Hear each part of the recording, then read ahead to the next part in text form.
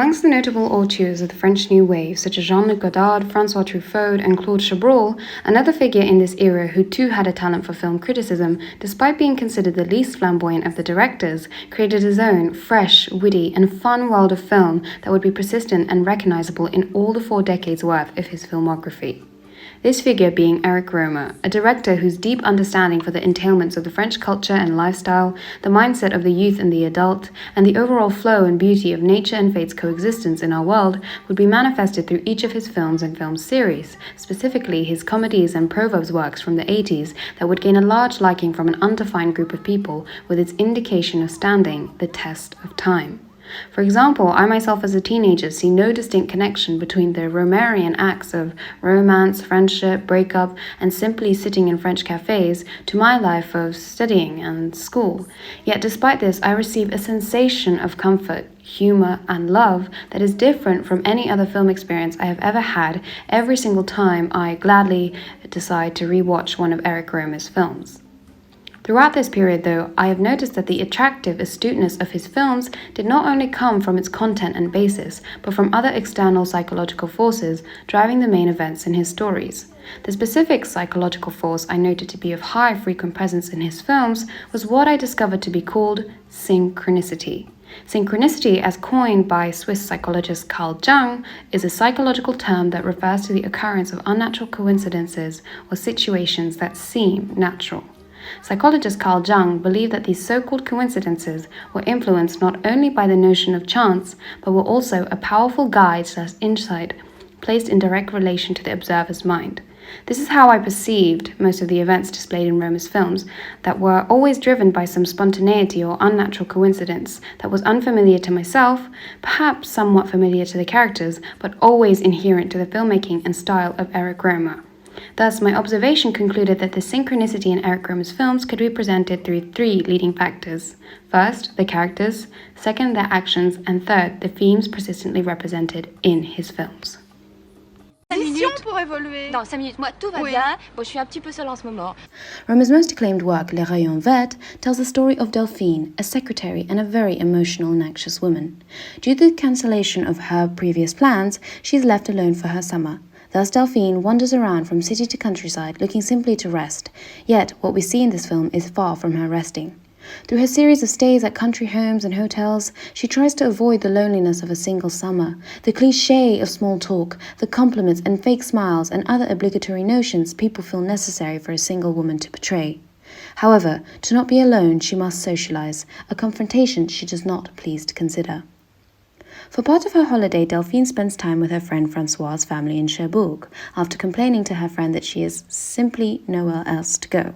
During one of their mealtimes, Delphine is pressured to give an explanation regarding her picky taste of food, considering that she is a vegetarian, which to the family is quite concerning. But to this, she simply replies, La salade, c'est plus c'est une amie, c'est The family later in the film criticizes Delphine a second time, this time regarding her social activity rather than her eating habits. For them, the French middle class, indulging in such forms of social cohesion is a ritualistic quality in their daily lives, and mealtimes and holidays can mean a lot for their connections and friendships. Thus, they sort of tease Delphine, saying that she always rejects offers to go out and have fun with them and indulge in their society. So, in a summer where she dreamed to avoid any disturbances, Delphine is often found disturbed by others and crying in different locations of France. With Francois's family, she struggled to get her opinion across to them, speaking with long pauses, pushing up her hair, shrugging, pressing her head or chest as if to express the annoyance caused by people around her and how they make it hard for her to show her passion towards her beliefs. Desperate, lonely, and depressed, Delphine suffers whilst trying to find something or somewhere to not suffer about. Cue the eclectic glow of synchronicity as it shines its fate upon dear Delphine as she overhears a quaint conversation about Jules Verne's novel The Green Ray, where a green ray would magically reveal one's thoughts and the thoughts of others. After this event at the coast walk of the elegant seaside town of Biarritz, right as Delphine is in the train station on her way to departure, she unexpectedly befriends a traveller who, after Delphine sees a shop near the beach with the very name Rayon Vert, translating to Green Ray, later accompanies her up a hill where she finds that very thing. She finds her green ray. In Rohmer's other film, La Femme de la Voiture, not one but two female characters are given intricate personalities, which Rohmer uses as a comparative device to represent the differences between the younger and older generation. The film, however, centers around Francois, played by Philippe Marlowe. Francois works night shifts and falls asleep in cafes, and on his way to see his girlfriend Anne, played by Marie Rivière, he quite coincidentally sees her ex step out of her apartment. This triggers a series of misunderstandings and miscommunications, resulting in Francois, who is flustered with curiosity, to abandon his sleep schedule and begin a somewhat detective case. Whilst following the mysterious figure of Anne's ex-boyfriend, he gains the attention of a young girl named Lucy, played by Anne Louis-Marie. The two join in cohorts to track down Christian, the ex-boyfriend, and the blonde woman whom he is seen spending his day with. Throughout their day, accompanied by the scenic landscapes of Parisian locations, we see the two characters indulge in conversations about Francois' beliefs about Anne and their complicated relationship. Through these moments, we really get to know more about each character, where they stand on certain topics, and their opinion on several aspects of life. It's my tree fetish. What? She says she has Tree fetish. She says she has a Tree fetish. Oh my god, yeah. these French girls are crazier than I thought. After their unsuccessful espionage, the two bid farewell, and Francois diverts back to Anne's apartment, where he began, to get the truth out of her about the situation. During this scene, we discover more about Anne's character through her dialogue and expressed emotions. This sort of juxtaposition of that older, wiser Anne to the young and charismatic Lucy really demonstrates Rohmer's talents for writing and creating characters, particularly the women in his film, who portray the mindset of different generations. For example, Lucy is a fun, charming, and somewhat adventurous girl who leads on men, having them promise to write letters of love and hope, whilst Anne has a more realistic grasp of love, a one where she understands that absence and distance are better than constant communication. In the end of the film, we see Francois on his way to give Lucy a letter at her house, where he, as of accident, spots her with another man, who coincidentally is a co-worker of Francois.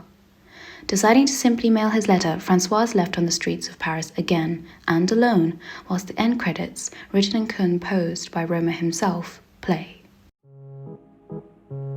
Paris m'a séduit, Paris m'a trahi, Paris m'a pris mes espoirs et mes illusions. Non, en français. Ah mais alors, vous pouvez vous revoir. Peut-être. The third installation in Rohmer's Comedies and Proverbs series, Pauline à la plage, is considered to be the most farce-like in its actions that display Rohmer's abilities of bringing joy and liveliness to a story. Through the hot summer and the meddling of her relationships of both love and trust, Pauline gains a new outlook on life as she is led to question different perspectives and why certain people might make these observations. Thus, through the majority of the story, Pauline sits in utmost perplexity as the game of desire between the other main characters begins to unfold. Marion wants a romance and passion. Henri is wild-spirited and enjoys the divorcee bachelor lifestyle. Pierre is most cautious and considerate towards finding love, as Pauline notes is similar to herself. Yet Henri will attract Marion despite him being the inverse of her desires, and Pierre will be left alone. And to this conundrum of liaison will be added characters like Louisette, a lady who sells candy at the beach and will have an affair with Henri, and Sylvian, a young boy who likes Pauline. This overlapping of the characters' romantic desires and actions, a combination of coincidence and visions, shows them and others misinterpreting what they see, where a subsequent verbal account of observed incidents exacerbates even more problems. As the film shifts from character to character, it places scenes next to each other, ironically. For example, on the day of Henri's betrayal of Marion, the film cuts from Henri and Marion kissing at his house to Marion and Pauline driving away from Mont Saint-Michel, then to Henri and Louisette swimming together. Pauline constantly searches for the truth from these adults, yet her week-long initiation into the adult world ends with her allowing Marion to believe her own false reasoning. Thus, Pauline's adventures end as they began, and Pauline is now not opening but closing the car door, dressed in a cute sailor shirt. Although this message seems as if none of the actions made in this film play great significance and would most likely be repeated again, the concluding conversation suggests that Pauline has at least learnt something during her holiday with Marion and the other characters in the story. The bubbly and beautiful Ariel Dombal also stars in Rohmer's film Le Beau Mariage as Clarisse, the passionate and romantic blonde who owns her own shop in her town of brick-paved streets in the French suburbs. Yet Clarisse is only a secondary character, a catalyst to the actions of the film's protagonist, Sabine, and her journey to find love and, most importantly, marriage. Sabine is a smart, precocious, but unsure art student who's fed up of sleeping with married men and carrying their burden of nuptial baggage. She thus confides in Clarisse, and with her sociable character and ways, Clarisse leads Sabine to meet her acquaintance, Edmund, whom she convinces Sabine to pursue, despite Edmund not being so aware of this. The film compares the actions of these two women to further amplify their substantial difference in personalities and behavior. For example, the two parties held in the film. The sophisticated wedding reception for Clarisse's brother, and Sabine's birthday party held at her mother's house in Ballon and populated by bopping teenagers. The way in which each hostess carries themselves during these events, their demeanor, feelings, and relationship to their guests shows how contrasted these women are and can be, and why that affects the outcome of their actions in the film. The film, though, ends with Sabine in a rather joyful mood, despite being confronted and turned down by Edmund. She finally realizes that her life is not a comedy to be orchestrated by relationships and marriage, but that she must rely on the nature of coincidence, liking someone and gaining interest, to lead the major role in her life. This so-called coincidence and nature of love Sabine so concluded was needed for her life appears when Sabine is not in the position of sitting far from a man reading, admiring his focus and intellectuality, as shown in the first scene of the film, but how she is now sitting opposite that very man, exchanging looks and perhaps starting what might be a new journey of her life.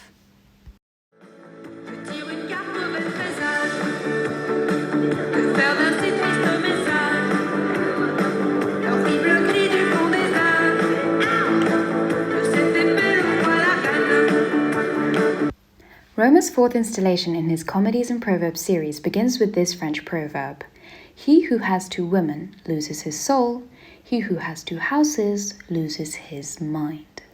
This uncoincidentally placed saying delineates the precise circumstance that the main protagonist of Les Nuits de la Pleine Lune, Louise, happens to be in, as she spends her time shifting from one man to another, drifting from one house to another.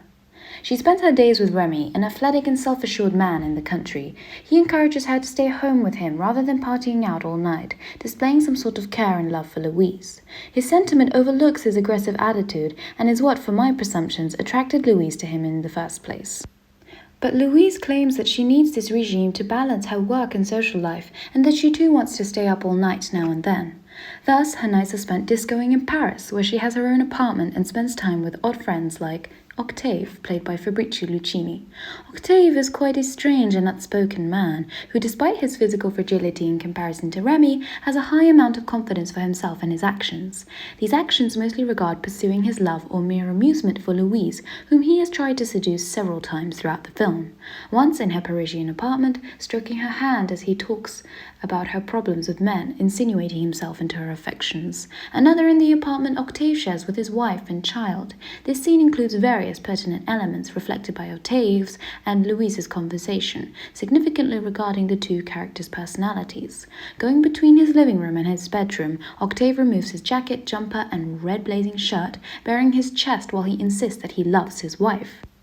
The contrast between Octave's statements and his behavior accrues further irony. Furthermore, with the help of Fabrizio Lucchini's excellent comedic acting, we get the sense of looking down at or snobbery through the condescendence of Octave's lines as he stares up and down at Louise. Octave himself is merely an average-looking, charming but average man who, despite this, forms such opinions as if it were those of someone with high acclaim. He states, "People who have given up seduction are dead. Worse than dead." The third man in Louise's life is Bastien, played by Christian Vadim. Younger than Remy or Octave, and resembling a 1980s pop star, Bastien plays the saxophone in a band.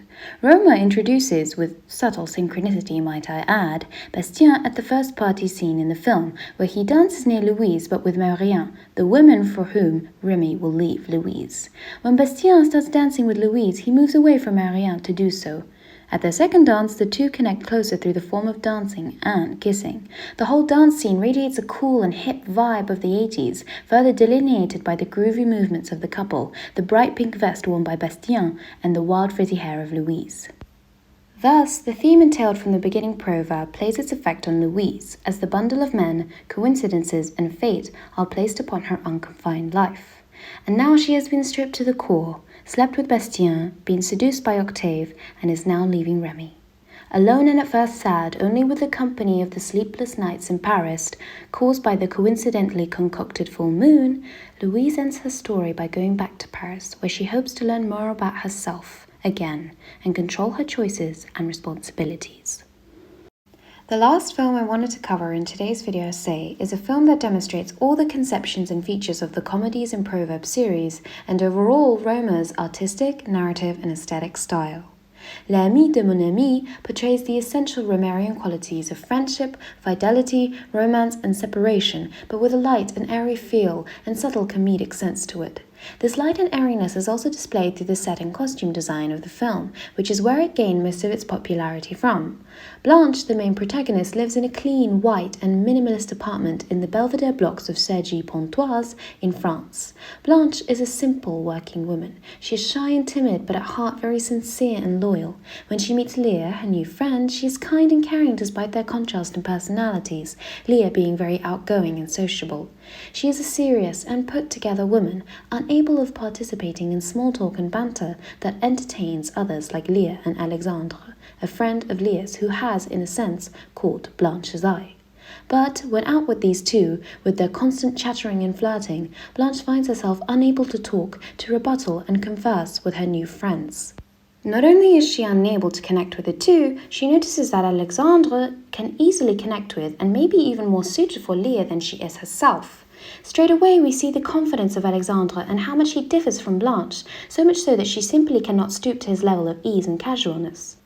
Especially when Leigh and Alexandre dine together near the end of the film, they converse ever so lightly and easily with subtle jokes and hints towards their affection for each other, both confiding in and amusing one another, which Blanche would never be able to do.